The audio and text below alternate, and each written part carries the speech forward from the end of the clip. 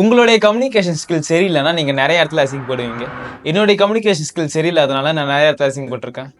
இப்போ கொஞ்சம் கொஞ்சமாக இம்ப்ரூவ் பண்ணி ஓரளவுக்கு ஓகே. நான் எப்படி இம்ப்ரூவ் பண்ணேன்னு 4 ஸ்டெப் சொல்கிறேன். அதுக்கு முன்னாடி கம்யூனிகேஷன் என்னன்னு உங்களுக்கு தெரியணும்.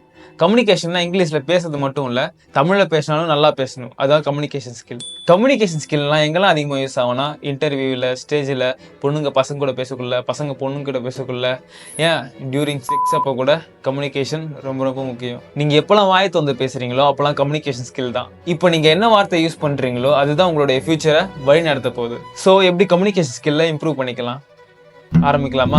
ஃபர்ஸ்ட் நீங்கள் கம்யூனிகேஷன் இம்ப்ரூவ் பண்ணணும்னா உங்களுக்கு அது மேலே ஆசை வரணும். நீங்கள் எந்தெந்த படமும் பார்க்குறீங்க, இந்த படம்லாம் பார்த்தீங்கன்னா இதில் எப்படி கம்யூனிகேட் பண்ணி ஒரு விஷயத்தை அடையிறாங்கன்ட்டு சூப்பராக காமிச்சிருப்பாங்க.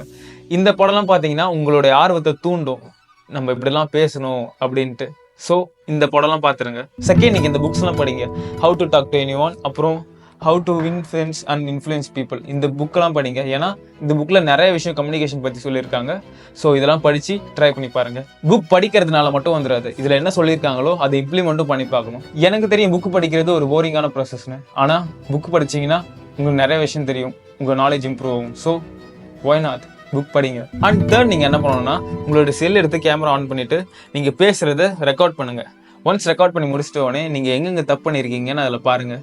அதில் டிரான்ஸ்பரண்ட்டாக தெரியும் நீங்கள் எங்கே தப்பு பண்ணியிருக்கீங்கன்னு. ஏன்னா நீங்கள் பேசுறது நீங்களே பார்த்தீங்கன்னு வச்சுக்கோங்களேன், ஓ நம்ம இப்படிலாம் பேசுகிறோமா அப்படிலாம் தோணும். ஸோ ஃபோன் எடுத்து ரெக்கார்ட் பண்ணி பாருங்கள். அப்போ தான் நீங்கள் எங்கே தப்பு பண்ணுறீங்கன்னு தெரியும். கண்ணாடி முன்னாடி நின்று பேசலாம், ஆனால் எங்கே சரியாக தப்பு பண்ணுறோன்னு அங்கே சரியாக தெரியாது. ஏன்னா கண்ணாடி முன்னாடி நின்று ப்ராக்டிஸ் பண்ணணும்னு வச்சுக்கோங்களேன், உங்களுடைய ரியாக்ஷன் மட்டும் தான் கண்ட்ரோல் பண்ண முடியுமே தவிர உங்களுடைய டாக்கிங்கை அந்தளவுக்கு மேசிவாக கண்ட்ரோல் பண்ண முடியாது.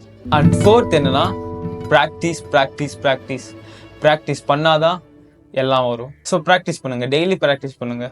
ஃபர்ஸ்ட் டே கஷ்டமாக இருக்கும், செகண்ட் டே கொஞ்சம் கஷ்டமாக இருக்கும், தேர்ட் டே கஷ்டமாக இருக்கும், ஃபோர்த் டே கஷ்டமாக இருக்கும். ஆனால் ஒரு 1 மந்த் 2 மந்த்ஸுக்கு அப்புறம் அது உங்களுக்கு ரொம்ப ரொம்ப ஈஸியாகிடும். ஸோ ப்ராக்டிஸ் பண்ணுங்கள். எப்படி ப்ராக்டிஸ் பண்ணுறதுனா, நீங்கள் எப்போல்லாம் பேசுகிற ஆப்பர்ச்சுனிட்டி கிடைக்குதோ அப்போலாம் யூட்டிலைஸ் பண்ணுங்கள். உங்கள் காலேஜில் ஏதாவது ஈவெண்ட் நடக்கும், அதில் ஹோஸ்ட் பண்ணுங்கள், இல்லை ஸ்டேஜில் நின்று பேசுங்க.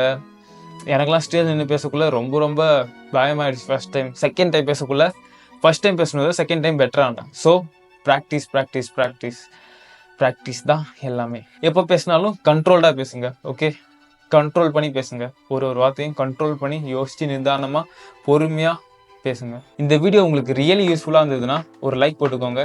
ஏன்னா லைக் போட்டால் இன்னும் ஒரு 4 பேர் பார்ப்பாங்க, இன்னும் ஒரு 4 பேர் தெரிஞ்சுப்பாங்க. ஸோ நிறைய வீடியோக்கு என்னை ஃபாலோ பண்ணிக்கோங்க. அடுத்த யூஸ்ஃபுல்லான கண்டென்ட்டோட நான் வரேன்.